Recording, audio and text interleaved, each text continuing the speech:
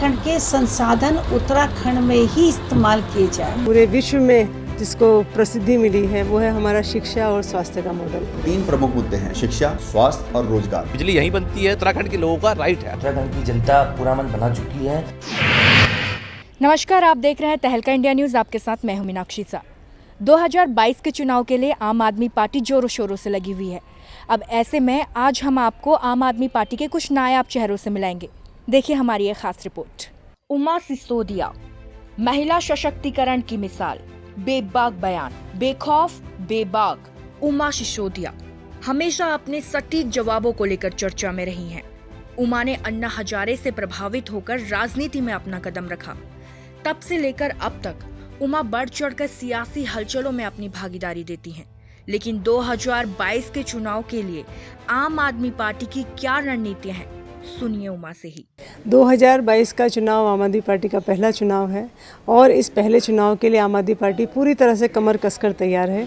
हम booth level तक अपना संगठन निर्माण कर रहे हैं और आप देखिएगा कि 2022 में आम आदमी पार्टी कितनी मजबूती से चुनाव लड़ती है।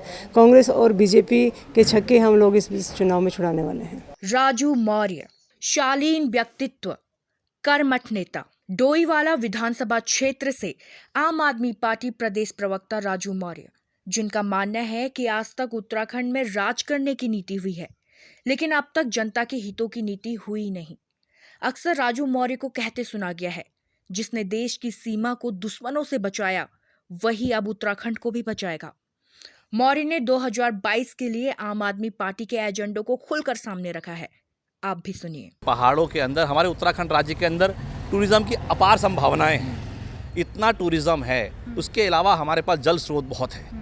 तो जंगल, इतने बड़े बड़े जंगल है, टी स्टेट्स पे बहुत सारा काम हो सकता है। पलायन रोकने में भारतीय जनता पार्टी और कांग्रेस पूरी तरीके से नाकामयाब रही है। यहाँ पे दोनों की सरकारें रही बारी बारी और पलायन पर कोई काम नहीं हो पाया, रोजगार पर कोई काम नहीं हो पाया। अब जब कोविड आया लास्ट ईयर तो बड़ी संख्या में लोग वापस अपने घरों की तरफ आए, लेकिन सरकार दावा तो करती रही कि उनको रोजगार देंगे पहाड़ों पर, उन्हें को गाँव में रोकेंगे, घरों पर रोकेंगे उनको, लेकिन एक परिवार को भी रोकने में जो है कामयाब नहीं रही सरकार। नवीन पिरसाली, मजबूत इरादे, बुलंद हौसले। मीडिया जगत से ताल्लुक रखने वाले नवीन समाज के लिए कुछ करने की चाह रखते हैं। नवीन कहते हैं, उत्तराखंड में आपकी सरकार आएगी तो शिक्षा, स्वास्थ्य के साथ बिजली और पलायन पर भी काम किया जाएगा। साथ ही बेरोजगारी से उत्तराखंड को निजात मिलेगी। हमारा संकल्प है उत्तराखंड का संपूर्ण विकास। जो 20-21 साल में उत्तराखंड वहीं पर थम गया। किसी चीज़ का अगर हम मूल्यांकन करते हैं तो हम अमूमन कहते हैं कि हम जहाँ से चले थे वहीं पहुँच गए, लेकिन अगर हम उत्तराखंड की बात करें तो हम यहाँ पर चले ही नहीं। उत्तराखंड में हम चले ही नहीं। जब उत्तराखंड मांगा गया था तो किसी एक मुद्दे पर मांगा गया था, वो मुद्दा था विकास का। जब बात विकास की आई तो हम कहीं भी नहीं। आज पहले से भी बदतर स्थिति पहुँच गए हैं, चाहे वो एजुकेशन हो, चाहे हेल्थ का सेक्टर हो, चाहे रोजगार का मामला हो। रजिया बेग, प्रभावशाली व्यक्तित्व, दमदार नेता। पेशे से वकील रजिया बेग महिलाओं के मुद्दों को लेकर काफी संवेदनशील रहती है। रजिया का कहना है, अगर आम आदमी पार्टी सत्ता में आती है तो जो मॉडल दिल्ली में देखने को मिला वह उत्तराखंड में भी मिलेगा।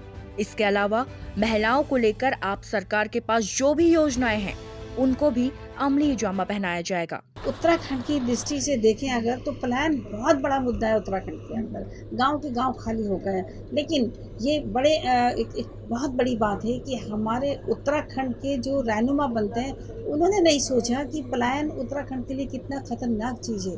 लेकिन केजरीवाल जी दिल्ली में राज्य चलाने के बावजूद ये सोच रहे हैं कि उत्तराखंड के अंदर पलायन को कैसा रोका जाए। योगेंद्र सिंह चौहान, समाज सेवा का जुनून, प्रदेश के लिए कुछ करने की चाह। आम आदमी पार्टी का उभरता चेहरा योगेंद्र सिंह चौहान, जो भरोसा रखते हैं अपने काम से अपनी पहचान बनाने को लेकर। योगेंद्र ने भी आम आदमी पार्टी के एजेंडों को सामने रखा, साथ ही बताया आपकी सरकार महंगाई और पलायन के मुद्दों पर काम करने वाली है। उत्तराखंड की जनता पूरा मन बना चुकी है। बेसिकली भाजपा और जो कांग्रेस है दोनों एक ही सिक्के के पहलू हैं और दोनों का विकास से कोई सरोकार नहीं रहता है।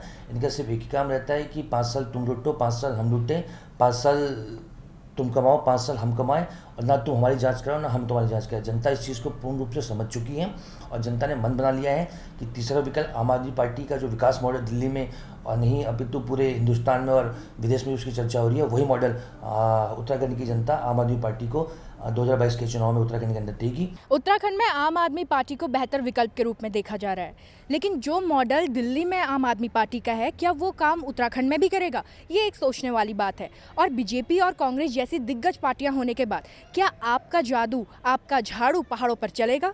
ये भी वक्त बताएगा। अपने सहयोगी आशीष शर्मा के साथ मीनाक्षी सा, तहलका इंडिया न्यूज़।